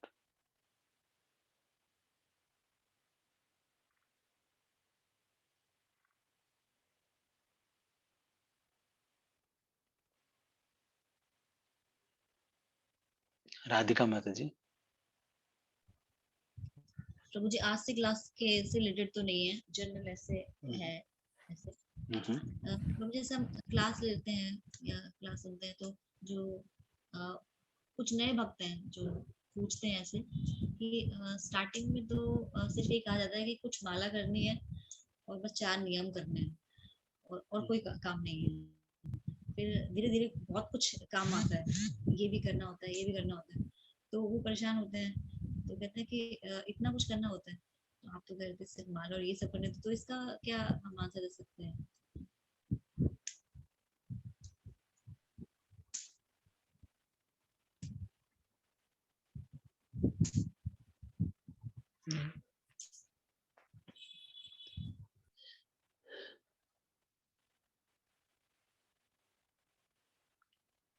जो भी कार्य होते हैं, जब कोई व्यक्ति, प्रेम का विषय है, भक्ति जो है ना, तो ये जो लोग ऐसे पूछ रहे हैं उनको तो ये उत्तर नहीं दे सकते। उनको तो ये कहना चाहिए, क्योंकि वो ऐसा प्रश्न पूछ रहे हैं, इसका मतलब ये है कि वो अभी उस स्तर पे नहीं पहुंचे हैं। तो उनको बस उतना ही देना चाहिए, छोटा छोटा थोड़ा थोड़ा ही देना चाहिए, और धीरे धीरे उनके डोज को बढ़ाना चाहिए। मतलब ऐसे भी कर सकते हैं, ये भी कर सकते हैं। एक्चुअली ये बढ़ाने का जो हमारा जो इच्छा है वो ये है कि कृष्ण ही हमेशा स्मरण रहे, भगवान ही हमेशा स्मरण रहे। धीरे धीरे जब किसी से प्रेम होता है तो हम प्रेम में आगे बढ़ते हैं। आपने देखा होगा कि कोई अगर किसी से भी प्रेम करता है तो और और चीजें जो हैं उनको बार-बार ला के देता है। और जैसे कोई रूप गोस्वामी इसका एग्जाम्पल देते हैं, युवती नाम यथा युवनो युवना नाम यथा युवो। जैसे शुरू-शुरू में थोड़ा-सा प्रेम होता है, लोग जो हैं स्त्री पुरुष में आपस में प्रेम होता है, तब कोई दिक्कत नहीं, कोई किसी से भी कैसे भी बात करे। थोड़े दिन बाद ऐसा जब विवाह हो जाता है तो फिर बहुत ज़्यादा किसी से जाना या कहीं पे कुछ करना तो वो रिस्ट्रिक्शन हो जाता है। तो ये क्योंकि ये प्रेम का विषय है भक्ति, इसलिए इसमें और भी चीज़ें बढ़ती चली जाती हैं। बढ़ती इसलिए चली जाती हैं क्योंकि ये जो है धीरे-धीरे कृष्ण अ, आप्लावित करने लगते हैं। हमें कृष्ण से भरना है अपने आप। तो ये शुरू में ऐसा रहता है, फिर धीरे-धीरे और बढ़ता जाता है। तो ये बढ़ने का अगर कोई प्रश्न पूछ रहा है, तो ऐसे व्यक्ति को फिर कह सकते हैं कि नहीं ठीक है, आप करिए वही, ऐसे कुछ नहीं है, वही करना है। तो बाकी जो कार्य हैं, वो उसको हेल्प करेंगे और कोई ऐसा कार्य विशेष तो है नहीं, सच बताएँ तो। देखो भोग लगा कर के भोजन करना है, भोजन तो वैसे भी करना ही है, वही भोग लगा के कर लिया तो क्या बुरा किया? कोई बहुत ज़्यादा तो हुआ नहीं और बहुत ज़्यादा नियम नहीं है इस्कॉन में, 4 नियम जो पालन करते हैं, भक्त देखो सब भरे गालों वाले हैं, प्याज लहसुन नहीं खाते लेकिन कितने सुंदर लगते हैं। मोटे ताजे भक्त हैं देखो, है कि नहीं? कोई हल्का-सा भी इसमें कोई वो नहीं है। प्याज लहसुन कोई कह सकता है कि अरे आप प्याज लहसुन नहीं खाते। हुँ, तो इसलिए इसमें कोई ये नहीं है कि कोई बहुत बड़ा त्याग वैसे है नहीं, भले कोई कह सकता हो। फिर कहते हैं मंदिर जाते हैं, आप लोग यात्रा में जाते हैं। अरे तो गोवा जाने से तो ठीक ही है। कोई बहुत बड़ा त्याग तो है नहीं इस्कॉन में वैसे सच बताएँ तो। मैं तो बनारस में देखा हूँ, कई लोग अपने पैर को सर के ऊपर रख कर के हवा में लटके हुए रहते हैं। ये सब हमसे कहाँ-कहाँ जा रहे हैं करने को। 4 नियम पालन करना है, 4 नियम में no meat eating, no illicit relationships, no gambling, no intoxication. जुआ वैसे भी इतना खेलने का किसी के पास पैसा नहीं है कि जुआ खेले। और मांस, मच्छी, अंडा ये सब है तो मांस, मच्छी अगर छोड़ भी दिया जाए तो आजकल तो देयर इज़ अ इन्यूमरेबल माने क्यूज़ाइन्स आर देयर। इतना कुछ बनाया जा सकता है आजकल। इतना टेस्टी-टेस्टी चीज़ें बनाई जाती हैं, है ना? और इतनी फास्ट बनाई जा सकती हैं, है ना? तो इसलिए इसमें कोई भी प्रॉब्लम तो नहीं है ना? फिर वो कहते हैं कि भाई अभी क्लास भी अटेंड करना है, ज़ूम पे भी क्लास अटेंड करना है। तो कोई भी आज तक ऐसा नहीं है कि ज़ूम पे क्लास वगैरह अटेंड करने के बाद बहुत गरीब हो गया है। ऐसा कभी हुआ नहीं। इतनी क्लास वगैरह अटेंड किए, देखो इतने लोग यहाँ पे 16 भक्त, 15 भक्त यहाँ पर हैं। कोई ऐसा हुआ कि अरे कल की क्लास अटेंड करने के बाद बेचारे भंगार हो गए। एकदम भिखारी है, रोड पे आ गए। अरे ऐसा कभी नहीं हुआ। इसका मतलब यही है कि आपने समय निकाल करके आपका मैनेजर अगर सामने खड़ा होगा तब थोड़ी आपने ज़ूम जॉइन किया होगा। इसका मतलब ये है कि आपके पास समय है, तो उसको किसके लिए यूटिलाइज़ करना है? माया के लिए। अगर हम कृष्ण के लिए नहीं यूटिलाइज़ करेंगे तो माया तो अपने आप यूटिलाइज़ कर ही लेगी। जब हम बोलते हैं कि अरे प्रभु जी इतनी सेवा नहीं करनी है, तो जो समय बचता है उसको माया देवी बुलाती है, कहती इधर आओ, इधर आओ, आओ, आओ, मैं तुम्हें यूट्यूब की सेवा में लगाती हूँ। फिर यूट्यूब की सेवा में लग जाते हैं। इसलिए जो भी हमको करना चाहिए कृष्ण अर्थे सकल चेष्टा करने का प्रयास करना चाहिए धीरे-धीरे, थोड़ा-थोड़ा अगर बढ़ भी रहा है, तो कोई ऐसा तो है नहीं कि बहुत बड़ा सैक्रिफाइस करके कहा जा रहा है। जो थोड़ा बहुत आपसे हो जाए उतना कर लीजिए, है कि नहीं? और अगर क्लास टाइम बचा है, तो क्यों ना कृष्ण वाला किया जाए। बालकृष्ण प्रभु आपका कोई प्रश्न है? हरे कृष्णा प्रभु जी, दंडवत प्रणाम प्रभु जी। दंडवत प्रणाम। प्रभु जी 2 प्रश्न है। हाँ जी, कहिए। प्रभु जी बोले भक्ति करना, भक्ति सर्वश्रेष्ठ है, भक्ति से भगवान मिलते हैं और कहीं-कहीं ये भी लिखता है कि भक्ति के बस में भगवान हो जाते हैं, भगत मेरे मुक्तमणि, मैं तो हूँ भक्तन का दास। तो ये जो हम लोग भक्ति कर रहे हैं, क्या इसी के बस में भगवान हो जाते हैं कि वो भक्ति कोई और है? प्रेमा भक्ति जो भक्त करते हैं उनके वश में भगवान हो जाते हैं। साधन भक्ति जो भक्त करते हैं तो वो जो गुरु के आदेश का पालन अगर कर रहे हैं तो उनके वश में भी भगवान है, लेकिन उस तरह से रेसिप्रोकेट नहीं करते। लेकिन प्रेमा भक्ति में तो रियली भगवान साक्षात रूप में रेसिप्रोकेट करते हैं। भगवान हर प्रकार के भक्त के दास हैं। जो पहली माला भी करता है उसके लिए भी भगवान उसके स्तर पे मदद करने आते हैं।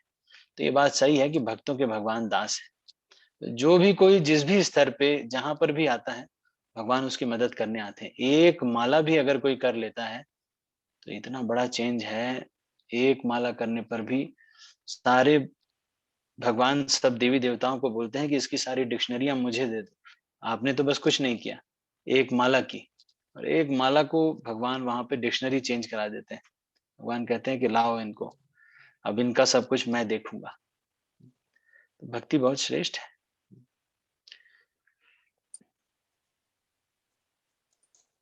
ओके, बालकृष्ण प्रभु। हरे कृष्णा प्रभु जी। जय जय। प्रभु जी मेरा नाम भीष्म नारायण प्रभु जी है। अच्छा भीष्म, भीष्म, अच्छा भीष्म प्रभु। ओके ओके, बालकृष्ण प्रभु याद आ रहा मुझे। भीष्म प्रभु, ठीक है प्रभु जी, बताइए। प्रभु जी एक और प्रश्न था। वो बोलते हैं प्रभु जी कि मन को भगवान में लगाओ, बुद्धि को भगवान में लगाओ, लेकिन प्रभु जी थोड़ा एक बात समझ में नहीं आता। जैसे मन, बुद्धि, ये तो प्रकृति की चीजें हैं ना, और भगवान क्या है, वो परा चीज है। ये प्राकृतिक है, भगवान आध्यात्मिक है। तो ये जैसे ये अंधकार है तो वो सूर्य है, तो अंधकार को सूर्य में कैसे लगा सकते हैं प्रभु जी? लगाने से कभी भी लगेगा क्या? मन को भगवान में लगाना, भगवान अलग प्रकृति है, परा प्रकृति है, और ये अपरा प्रकृति है। अपरा प्रकृति और परा प्रकृति का मिलन संभव है क्या? ये भगवान जो है और गुरु के आदेश जो हैं, ये अपरा प्रकृति को परा में कन्वर्टेड कर देते हैं। ये ऐसे ही है जैसे कि किसी, मान लीजिए लोहा है, वो उस लोहे को आग में डाला जाता है। तो कोई ये कह सकता है कि आग में डालते हैं तो कि क्या है ये, आग में लोहा डाल के क्या कभी बदल पाएगा क्या?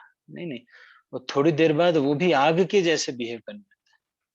इसी प्रकार से बार बार इसके संग से ये जो अपरा प्रकृति है, ये भगवान के आदेश और गुरु के आदेश की वजह से ये परा प्रकृति में परिणत हो जाती है। इस तरह से ये जो मंदिर इत्यादि हैं जो कि दिखने में लगते हैं कि ये हैं वैकुंठ, इसका साक्षात उदाहरण मिलता है। हम कभी भी मंदिर में जाते हैं तो एक शांति सी मिलती है, साफ दिखता है कि ये परा प्रकृति का कार्य है। इसी तरह से हम देख सकते हैं कि भौतिक कार्यों को कर करके हमें भौतिक चीजें मिलती हैं, लेकिन इन्हीं भौतिक चीजों, वस्तुओं से, इंद्रियों से जब हम आध्यात्मिक कार्यों का करते हैं तो उसमें परिवर्तन आध्यात्मिक आता है।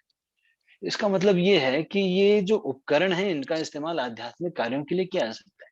जैसे आप हैं मान लीजिए, या मैं हूं, मैं जब पहले कॉलेज में पढ़ता था, जो भी स्थिति थी उसके अनुसार मैंने अपनी इंद्रियों को जो कि भौतिक हैं उनको भगवान की सेवा में लगाना शुरू किया।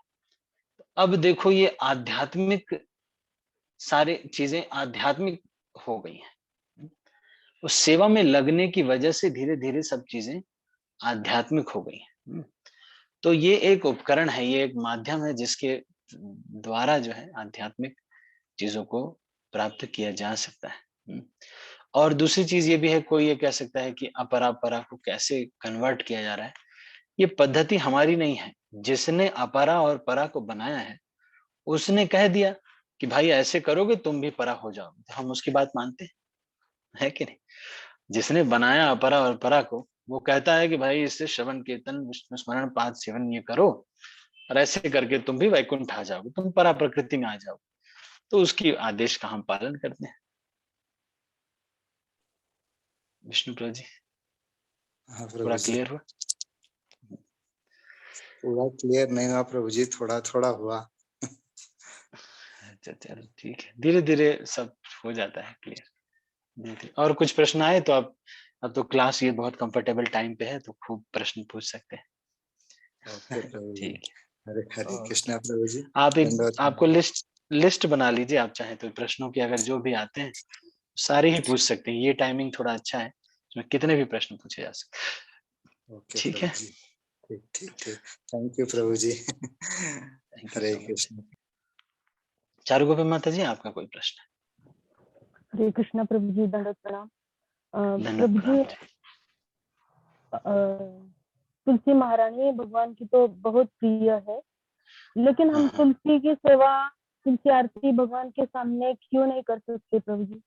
हम हमेशा तुलसी आरती होती तब अल्टर का पर्दा खींच देते हैं, ऐसा क्यों प्रभु जी? भगवान की तो वो बहुत प्रिय है तुलसी महारानी। ठीक है, हरे कृष्णा, दंडवत प्रणाम। अच्छा, ये अच्छा प्रश्न है। चल ठीक है, मैं बता देता हूँ, फिर इसको क्लोज करते हैं। प्रिय तो है, बात तो सही है, लेकिन मान लो शादी चल रही है, दूल्हा दुल्हन की शादी हो रही है, और वहां फिर स्टेज पे भले चाहे कितना भी प्रिय हो, लेकिन पापा मम्मी नहीं बैठेंगे। स्टेज पे तो फिर जयमाल होगा, वहां पर फिर दूल्हा दुल्हन ही बैठने चाहिए, भले बेटे बेटियों को प्रिय ही क्यों ना हो, है ना नहीं? तो उसी प्रकार से ये जो कुछ मर्यादाएं हैं, है ना नहीं, कि विवाह में ये होगा, ये वहां पे बैठेंगे, उसी तरह से जो पूजा अर्चना हम करते हैं वो रस से नहीं, तत्व की दृष्टि से करते हैं। तत्व से हम ये मानते हैं कि ये इनके भक्त हैं, तो भक्त हैं तो इनका ये रोल है, इस वजह से। आप समझ रहे हैं? डीटी वर्शिप ये जो है तत्व की दृष्टि से किया जाता है, तत्व इसमें ज्यादा प्रायोरिटी पे होता है विग्रह सेवा में। इसलिए तो तुलसी महारानी को भक्त मान करके उनकी उपासना किसी भगवान के समक्ष नहीं की जाती है। लेकिन कभी कभी हम गुरु की उपासना या गुरु को प्रणाम कर लेते हैं, तो ये एक ट्रांसग्रेशन ऑफ द रूल है फॉर द सेक ऑफ गुरु। जैसे शिला प्रभुपाद को हम प्रणाम करते हैं, तो शिला प्रभुपाद प्रामाणिक संप्रदाय के प्रामाणिक आचार्य हैं, इस वजह से उनको प्रणाम कर लेते हैं। ऐसे तो प्रामाणिक तो तुलसी महारानी भी है, लेकिन बस ये तत्व की दृष्टि से ऐसा सिस्टम बना दिया गया है कि भक्तों की उपासना जो है भगवान के समक्ष नहीं होगी, है ना? ये बस इस तरह से समझना चाहिए कि जैसे कोई बड़े हैं तो इनके छोटे जो लोग हैं उनको, जैसे पहले बड़े लोगों को किया जाता है, मंदिरों में आप जाएंगे तो ये कुछ मर्यादाएं हैं, इन मर्यादाओं को रखने से सिस्टम्स ठीक रहते हैं। ठीक है माता जी, चारू गोपी माता जी। हाँ प्रभु जी, हरे कृष्णा, दंडवत प्रणाम। हरे कृष्ण। ठीक है, तो मैं सभी भक्तों को अभी अनम्यूट कर रहा हूँ। इससे और कोई प्रश्न किसी का? और तो कोई प्रश्न नहीं है? ठीक है, मैं सब भक्तों को अनम्यूट कर रहा हूँ और फिर इस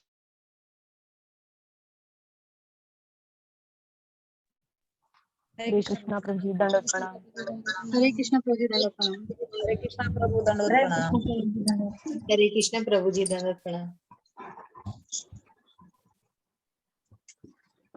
हरे कृष्ण प्रभु जी, दंडवत प्रणाम।